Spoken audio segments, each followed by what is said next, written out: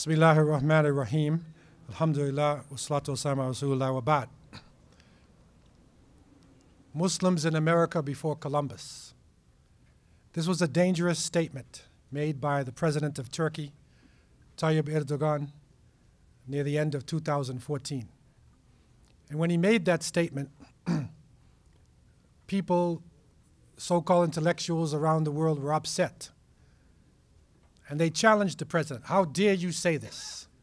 What is your proof? How can you think like this?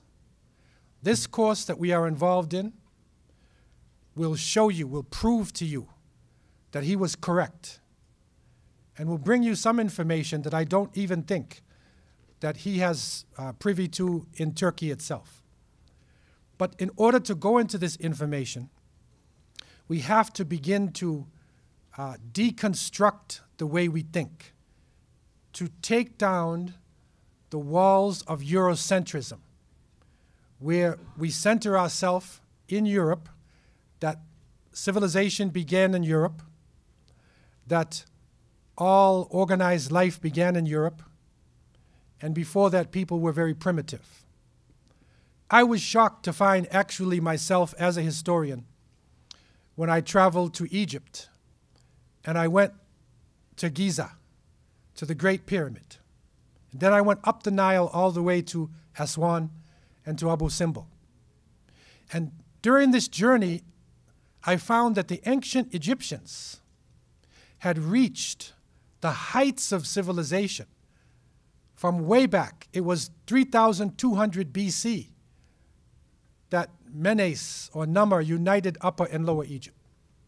It was around 3000 that the step pyramids, the step pyramid of Saqqara, just after 3000 was built.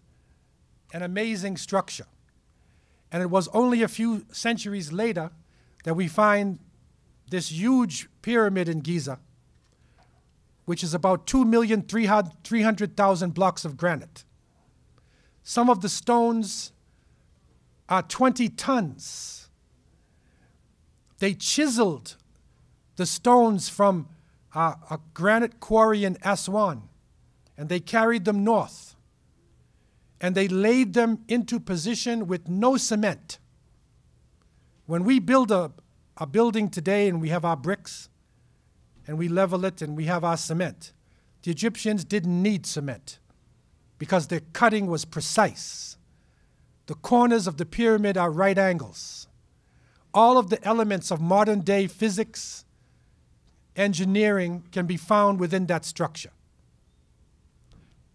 This is like 2650 BC. The Greeks only organized themselves in 600 BC, 2,000 years after the pyramids.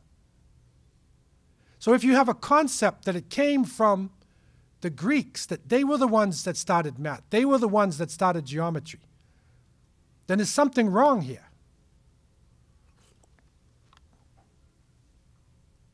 And during the Olympics, some years ago, the Greeks marched out when it was in Athens and they said, we began geometry, we began science. But the early Greeks would not say that, because the early Greeks understood that they got their knowledge from the Egyptians and the Phoenicians who were in Lebanon. They were the ones, this is where they got their knowledge from, and they were not ashamed to actually admit this to the world. And amongst the ancient Egyptians, by the way, there was also Tawheed, because the Pharaoh we know as Fir'aun in the Quran is only one of their leaders. There were many leaders of Egypt, and some of them, there's documented evidence about their beliefs. The shahid here is, in Eurocentric thinking, the Greeks, who 600 BC, right, they started everything and gave it to the Egyptians, but when you look at reality, 2,000 years before the Greeks, it was already here. So we have to change around our thinking. And it is the same type of thinking that creates an inferiority complex amongst the Muslims and a superiority complex amongst the other nations, so that today a situation would happen in France And when French blood is spilt, and it is a tragedy that it's spilt, it is not the same as other people. Why? Where's the outcry when people are dying in other parts of the world? It's Eurocentrism. It's an inferiority complex that we have inherited from the educational system. So this knowledge that we are gaining today is to help us come out of this Eurocentric thinking to a type of Mecca-centric, where we are centered with the prophets, and we center ourselves with the divine knowledge. And so in looking at the spread of Islam in the world, because somebody would say, how can you Muslims have spread Islam? All you people can do is blow things up. How are you involved in science and math and technology? Like, this does not make sense. That's not the people that I know. Okay, where do you get this from? They will challenge you. How can you say this? How does Islam cross more barriers than any other civilization in history? The essence is a tawheed. It is the unity of our understanding of the Creator. Secondly, the unity of human beings, that we unite the human family. We do not distinguish between people's color or their language or their geographical location. Illa bit taqwa. It is taqwa, it is piety and right action, God consciousness, that separates human beings. And so the tawheed of humanity, and also the tawheed of knowledge. This is the concept that Muslims had when they went out. And it became like a competition. And Allah subhanahu wa ta'ala said, يَرْفَعِ اللَّهِ الَّذِينَ آمَنُوا مِنْكُمْ وَالَّذِينَ أُوتُوا الْعِلْمَ دَرَجَاتٍ وَاللَّهُ بِمَا تَعْمَلُونَ خَبِيرٌ. Allah will exalt those of you who believe and those who are given knowledge to high degrees. And Allah is aware of all that you do. The Prophet ﷺ told the believers, seek knowledge from the cradle to the grave. He told them, طَالِبَ الْعِلْمِ فَرِيدَةٌ عَلَى كُلِّ Muslim. Seeking knowledge is compulsory on all Muslims. So when the Muslims went out, they were thirsty for knowledge. Okay, so this is how it came about. They were not a conquering army, slaughtering people, chopping off their heads, burning everything.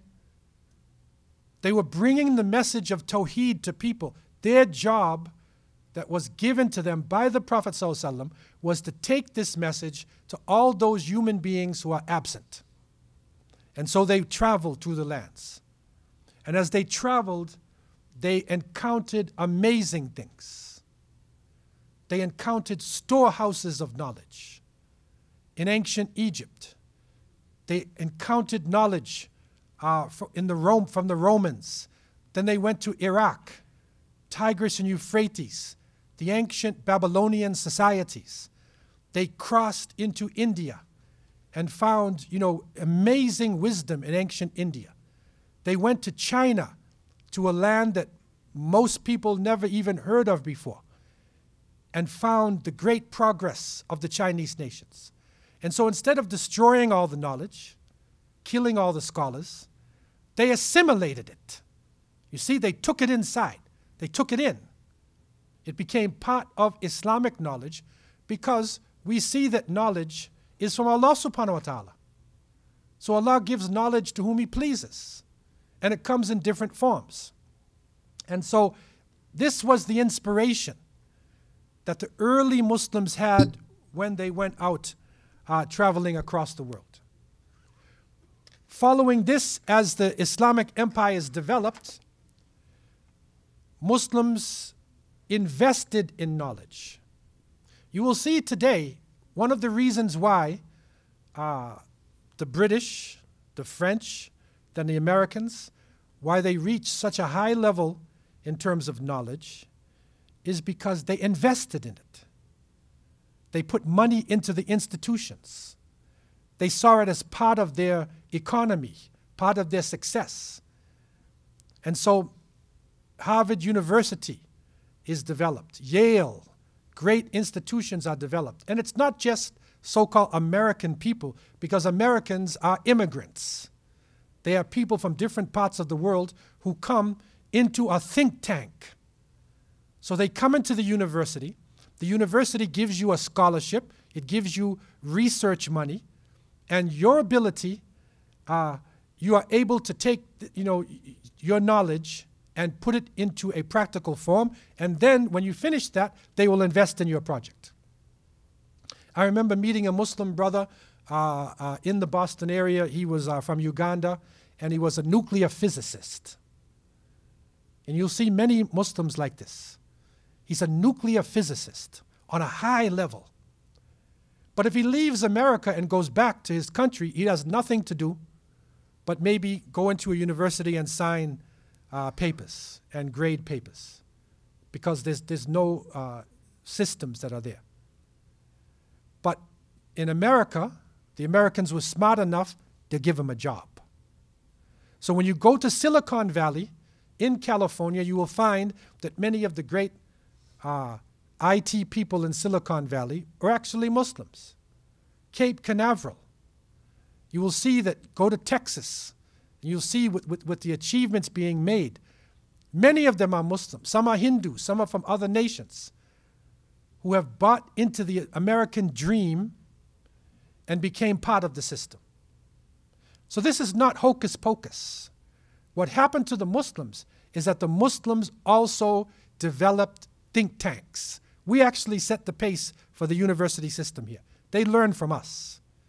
How was this done? If we go back to the 9th century, you will find in the Abbasid Khilafat, under the Abbasids, Banu Abbas, that many of their leaders, especially one in particular, his name was Ma'mun. Ma'mun, he put special emphasis on knowledge. And so he developed a place that they called it Beitul Hikmah, the house of wisdom. Now the house of wisdom was set up in such a way in Baghdad, and so they would, for instance, they would have a conference on mathematics. So they would put out a reward for any scientist, any thinker in any part of the world who knows something about math. And so probably somebody would come from Egypt.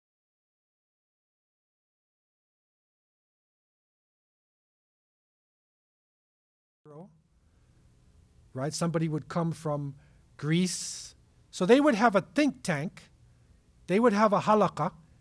And in that circle would be a Christian, a Hindu, Buddhist, Jew, Muslim, right? Run by the Muslims, financed by the government. And they say, talk about zero, talk about math, come up with an advancement. And so they sit together and they reach the concept of zero, which the ancient Egyptians had. I found it in the temple of Saqqara in Egypt, which was built around 2,800 BC or so, 3,000 BC. I went down into the temple and there was a relief on the wall, inscriptions, and they had 0 decimal numbers, like they had this thing about 3,000.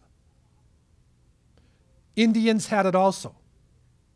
And so in the think tank, they brought the information together. They called the construct, the concept of this zero, they called it sifr. Sifr. So this is where your word zero comes from. Zero is an Arabic word. The concept was used by people before.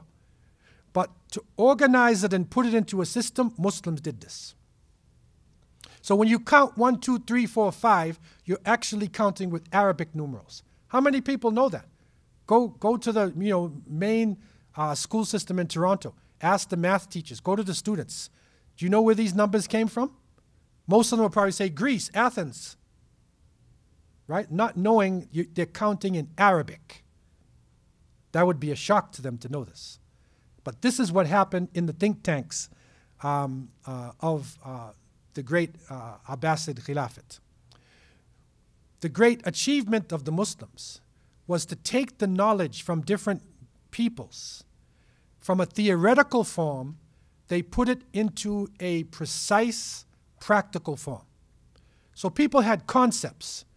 How do you now take that and make it into a physical reality? This was our achievement. And because we had such a large empire and such great wealth, we had the ability to do this. And that is the reason why you'll see America, in this few hundred years, make such leaps and bounds. Because of wars that are happening, they have to make discoveries, and they have to improve in order to fight the wars and to build their economy. And so they bring people from around the world, they pay the money, and they make the success. So this is not hocus pocus. This is not magic. There's nobody flying on a carpet saying open sesame. This is a reality that happened to the Muslims during this time, but unfortunately, it is struck out of the history books. You will not find this in the average history books. So scientists of different groupings helped to make the achievements. Some of these amazing achievements that were being done in a number of different areas. One of the areas which is of importance to us, there's a few areas I want to stress on, because so many areas, but there's a few areas we want to stress on because that helps us to understand how Muslims could go across the Atlantic. That's my thesis. How can they make it across before Columbus? How can they travel around the world?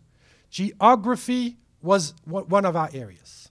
And in geography, Muslims developed a number of amazing travelogues. These are early atlases, encyclopedia. You know the concept of an almanac? Before you Google it. Today, everybody, you Google it, right? But in the past, you have to have an almanac. So an almanac will give you all types of information. An encyclopedia gives you all types of information. Almanac is an Arabic word, almanach. That's an Arabic word.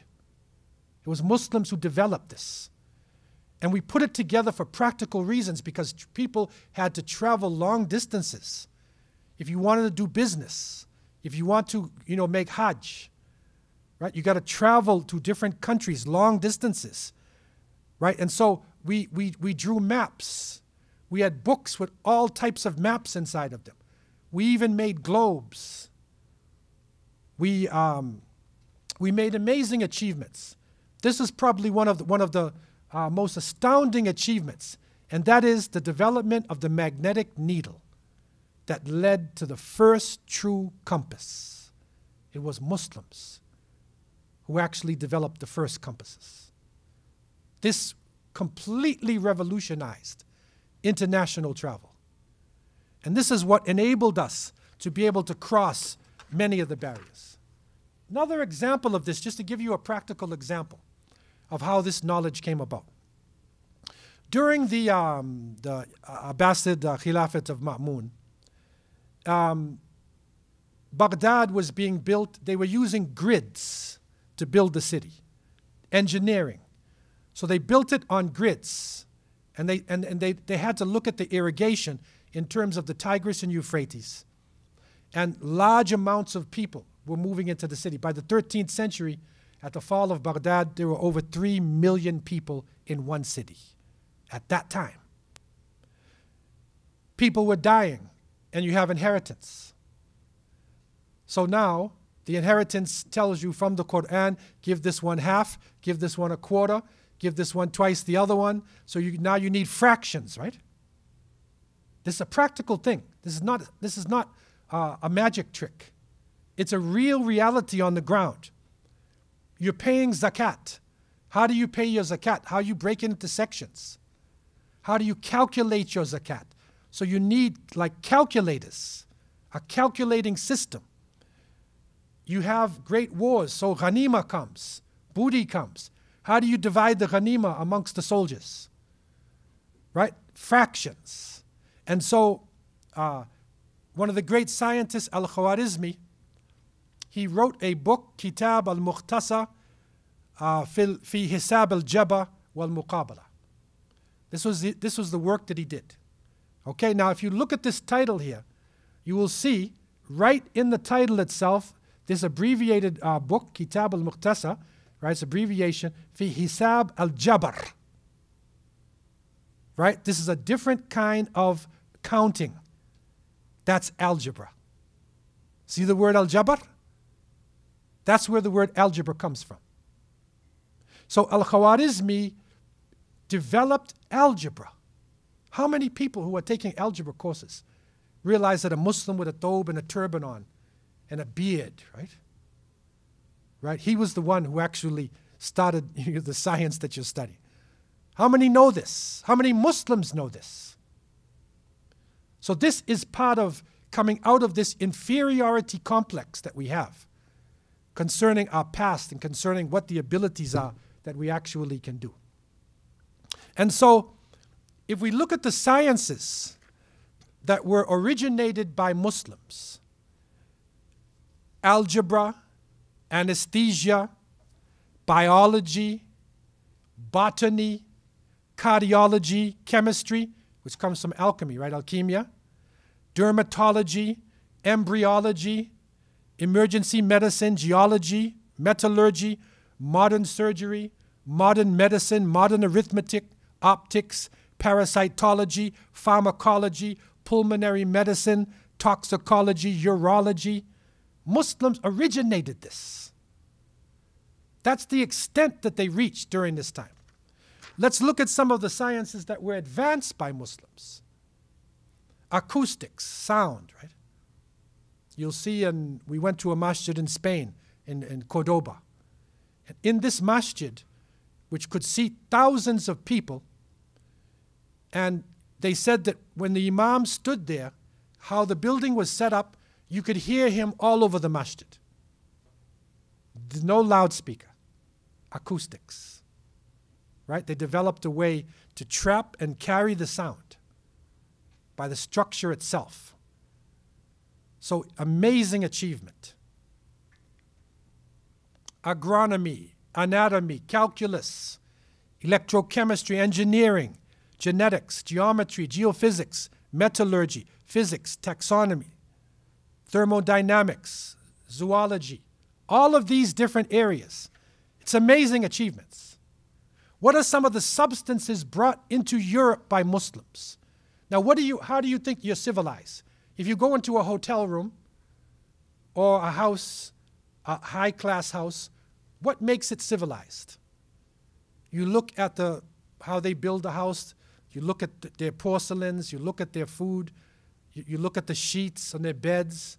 You know, what makes it upper class or lower class? This is what Muslims brought into Europe. Pendulums, cotton, paper, glass mirrors, crystal, street lamps. The streets were lit for over 10 miles in each direction in Cordoba, 700 years before Paris and London. 700 years. The street lamps.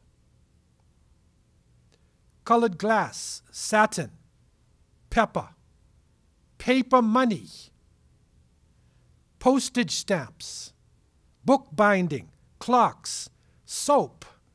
That was an important one right there, right? Soap. They brought that into Europe. Astrolabes, compasses, slide rules, flasks, surgical instruments, windmills, artificial teeth. Your teeth. It was Muslims who brought it into Europe.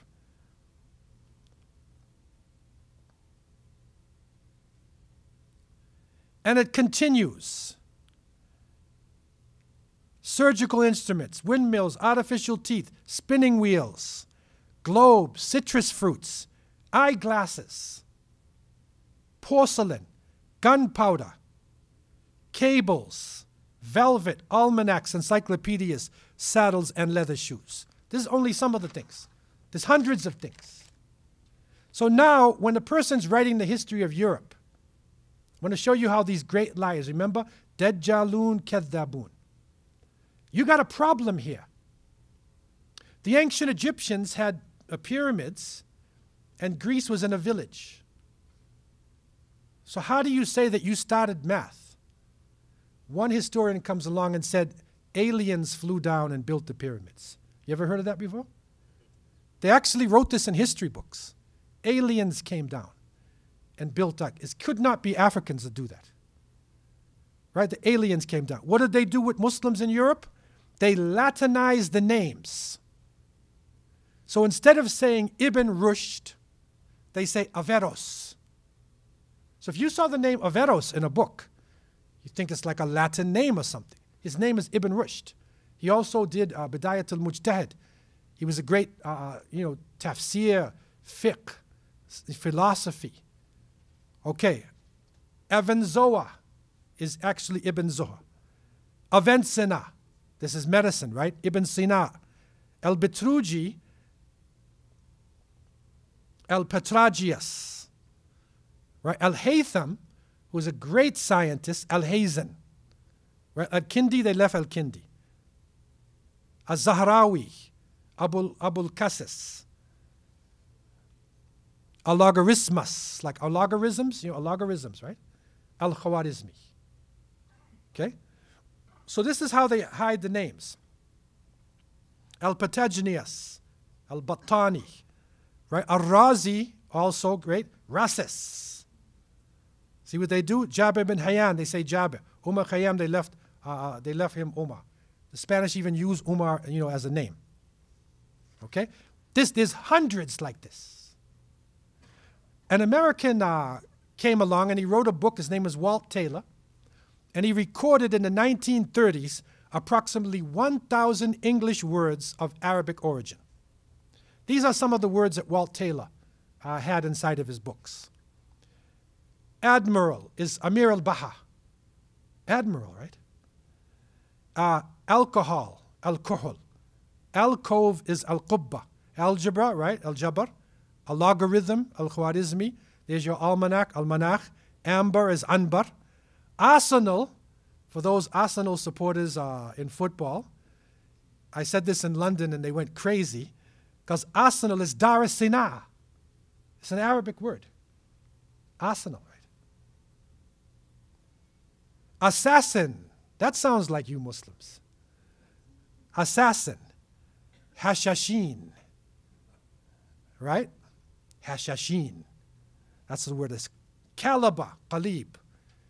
Camphor is Kafour. Check. Your check to the Bank of Montreal. SEC. Arabic word.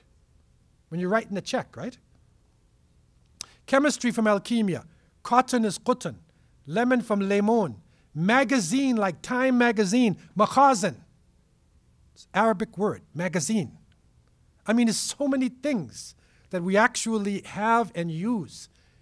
And it's in our world, but the reality has been changed.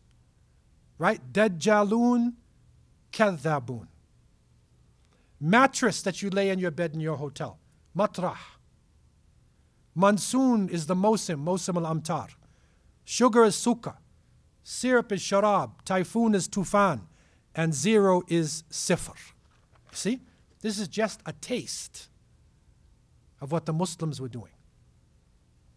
And so there's so much in this area. This is a study in itself, which inshallah one day we could go into in a lot of details. It's an amazing study. For any of you who want to follow this up, there's a work called 1001 Islamic Inventions. And you can go online and you can actually, there's a set of posters and there's a big thick book, 1001 Islamic Inventions. They're in the UK. And you can buy it online and they'll send it to you.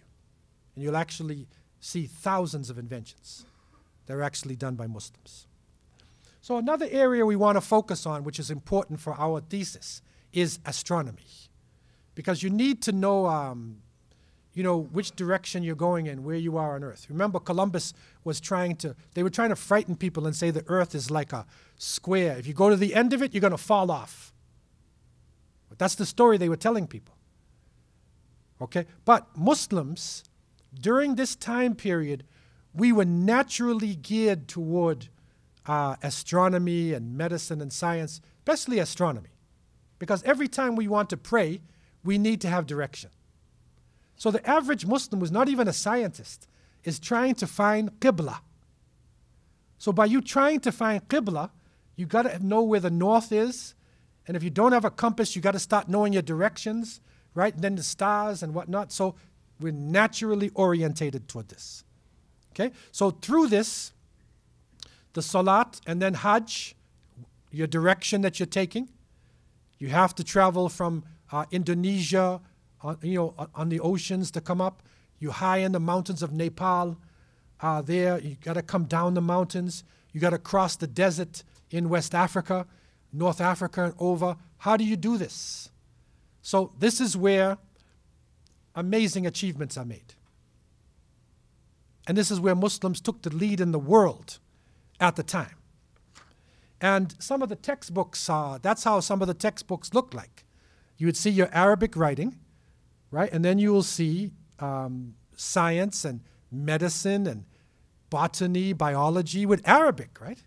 Many times people think Arabic is only like a holy language. I went to one country and everything they saw in Arabic, they put it up, they said it's like Quran.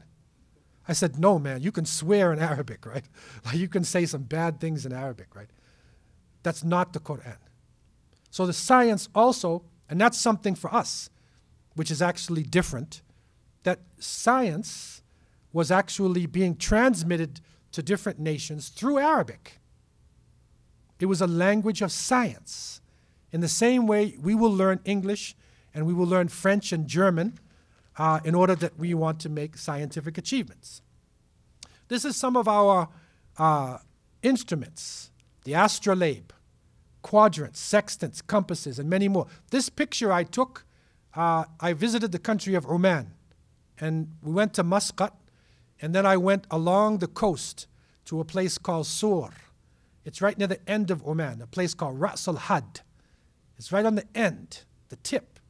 And I was hosted by a man named Abu Ahmed, who was one of the navigator. He had his own boat, and he used to live on the ocean, Omani. And so we went to eat dinner, and he brought out his family treasures. And it was a giant compass. See that picture? It's that size, like this, that he kept on his boat, right? And then this quadrant, I believe it is. From generation to generation, they were passing down this equipment. He took us on his boat. His boat was so big that he had an apartment in the back of the boat. His wife had 2 babies in there. That's how big the boat was. They live on the ocean. And so this was a natural thing for Muslims to move, because the question will come to you, how can you cross the Atlantic before Columbus? That you people can't do that. You don't have the ability to do that. But we know that the Omanis had reached, before the time of the Prophet ﷺ, they reached Japan. So they were traveling all around the world. And it was nothing strange. Another good example of this in astronomy is Ma'mun also. He commissioned one of his scientists, Al-Farghani. This is in 830. And he gave him the writings of Ptolemy. Ptolemy is a great Greek scientist in astronomy. So he gave him Ptolemy's writings. And he took that, which was a lot theoretical, because they had astronomy and astrology. So they were looking for power in the stars and magic and all types of things, gods. Right? He took out all of that and he made it into a practical science. And this book written by Al-Farghani became the main authority for astronomy in Western Asia and Europe for 700 years. See that time there? For 700 years. That's the main book. So these are the achievements Muslims were making. We were fully capable in terms of our science, our understanding, our maps, our technology. We were fully capable to travel to other parts of the world long before Columbus came along. European scientists made great contributions. There's no doubt about it. But this concept that they give of human beings being apes, right, and their back straightens up, when they reach Europe, they're suddenly straight. Right? This is the opposite of reality. It's the opposite of reality. People were already in major civilizations, right, before Europe actually came, out of its, dark ages. That's the reality of our story, not his story. In his story, they would have the rest of the world as the apes. But in our story, we know that human beings come from, great scientists came from all different societies. Okay? Some of the books, if you want to do some personal research, and we'll make this information available. But some of the books is K. Ajram, The Miracle of Islamic Science. These are books you can get right now. S.E. Al-Jazairi, there's an Algerian scholar in London, Al-Jazairi, everybody calls him Algerian. He has written a number of really good books. He's active right now. He has a place called Beit al-Hikmah Press, right in London. He did a book called The Hidden Debt to Islamic Civilization. Big, thick book showing all the achievements Muslims made. The golden age of decline of the Islamic civilization. He showed how we went down also. You can get his books online at the Beit al-Hikmah Press. There's also Nafis Ahmed, Muslim Contributions to Geography. That's another text as well that we can get. To give you some non-Muslims who showed Muslim science, J.D. Burnell, a book called Science and History. That's MIT, Massachusetts Institute of Technology. He recognized Muslims. Sayyid al-Nasr, Science and Civilization. That's also a really good book. Okay, J. Sutton, Introduction of History of Science. There's Walt Taylor, Arabic Words in English, published by the Oxford Press. These are some of the texts that you can do your own private research. We are starting like this to set the groundwork for the journeys across the ocean. Before you go across there, your mind has got to be prepared, because otherwise we'll never believe that we can do this, right? We'll never believe we can do this. Okay, so this is part of the groundwork. Before we end today, are there any questions anybody has? General questions anybody has concerning anything we've covered today? The class we have a formal setup, but it is set to be a workshop. So you can feel free to ask questions and whatever you want when the time comes. So the floor is open. Yeah. So what did Tayyip Erdogan base his statement on, Tayyip Erdogan, what did he base it on? We will see in the next period. We're going to go into more details. There are actually maps in the Topkapi Museum done by a man named Piri Reis in 1517. He presented these maps to the Sultan of the Ottoman Empire. And it shows maps of America, detailed maps. So Turks have this right now in Topkapi Museum. I'm going to show you a picture. Next class, inshallah, I'm going to show you a picture of his map. So the Turks actually have this information in the Topkapi. So he must have heard a lecture or ran into some of their scientists. They know about this. Okay, and he's bold enough to say it to the world. But so this is a very important bit of knowledge to understand. And again, this is part of our understanding. We need self-worth now, right? We need to value ourselves. We don't value ourselves. And we need to value our people and our histories, and not to look down upon ourselves. Question. There's like 51 Muslim countries in the world. Mm. Something like that. Majority Muslim countries. Are you saying that none of those countries in their educational system is teaching this kind of information? Basically, in the Muslim countries, their educational systems are colonial education. Because in all the areas where the British controlled or the French controlled, they instituted colonial education. And so they will teach you, instead of Middle East, they say Ash-Sharq al-Awsat. Same thing, right? They just translate into Arabic. I tried this. I went to the countries. I asked the people who discovered America. In many countries, I went to 61 countries, right? And I asked the people. And they said, Christopher Columbus. I said, you people are brainwashed. But they never even thought about it. They never thought that there's people sitting there looking at him. How can you say you discovered the place? So the educational systems, there are some countries now who are actually controlling their curriculums, and they're changing the curriculum. But you'll see many Muslim countries up until now, their curriculums are controlled by Western countries. You'll see it when you try to go into education. It's shocking, but that's the reality. What about from the religious point of view? From the religious point of view, unfortunately, our scholars, because of the colonials, they reacted and they went into a cocoon. So the curriculums in the Islamic education, which I went to an Islamic university, they don't teach you science and math and any of this. And they teach very little history. They focus on, Quran, Hadith, Tafsir, whatnot, these classical sciences. But the way in the Islamic universities of the past, you'd study Tafsir and then math. You study Hadith and then biology. But now they don't do that. They're strictly on Islamic subjects, so-called Islamic subjects. But really, Islamic subjects are supposed to be everything, integrated. And that's a change that they have to go to too. Our madrasas are opening up now and coming out of the cocoon.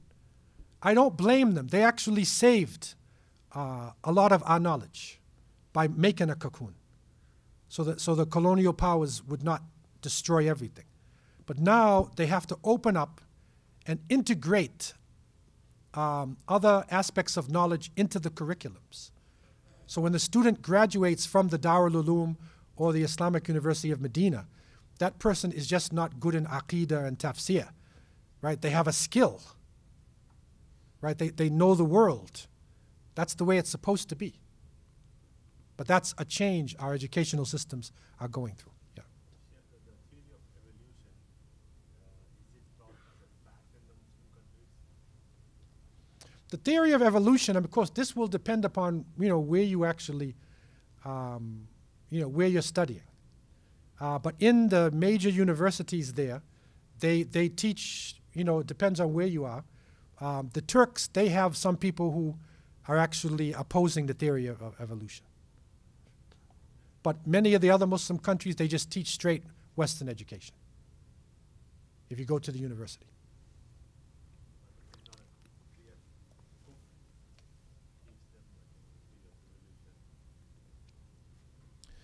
In the Islamic universities, they won't even teach science like that. They don't even go near it. So there's no theory of evolution anyway.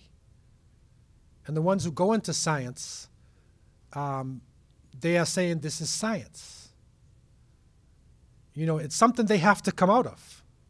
But it's an inferiority complex that we don't have to accept all of the kufr. Because Darwin never proved that one species could turn into another species. He never proved that. He only proved that the species changes according to the climate, like the fur gets thicker and whatever. But he never said a chicken turns into a monkey. Right? He could never prove anything like this. But this is part of our inferiority complex, coming out of that system, and really having our own alternative system. Okay? Any other general questions anybody has? Yeah. When we were growing up, we used to be taught about names that you mentioned, like Ibn Sina and Ibn Haytham al-Khwarizmi, that they are people who started science, and we were told also that their writings and their work is preserved in Western museums even, and it's not allowed to be borrowed, things like that. But lately, in the last decades or more, Yeah. in the Middle East, education is, like you mentioned, is being focused towards Eurocentric, Mm. and they are planting, how did you call it, inferiority complex, so that even the younger generation is focusing toward learning new languages or Western languages, and That's right. that getting that Where did you study at? Kuwait. In Kuwait, right. You see, some of our institutions, have individuals who studied in the West and went back, right? And they can break this down. They might not, be sanctioned by the curriculum, but they do it for the students. So that's how it's changing. The battle now going on is with the curriculums. Who controls the curriculums? And it's literally, a struggle that's going on. as to who actually controls, because the one who controls the educational system, in a sense, is part of the mind of the students, the direction of the mind of the students. You see, so that is a struggle that is happening right now, right across the board, in the Muslim world. Okay, any other final questions? So inshallah, next week we will continue on into this journey of discovery, the real discovery of our story and not his story. Billahi tawfiq, wa sallallahu ta'ala Sayyidina Muhammad wa alihi wa sahbihi wa barak wa sallam. Wassalamu alaikum wa rahmatullahi wa barakatuh.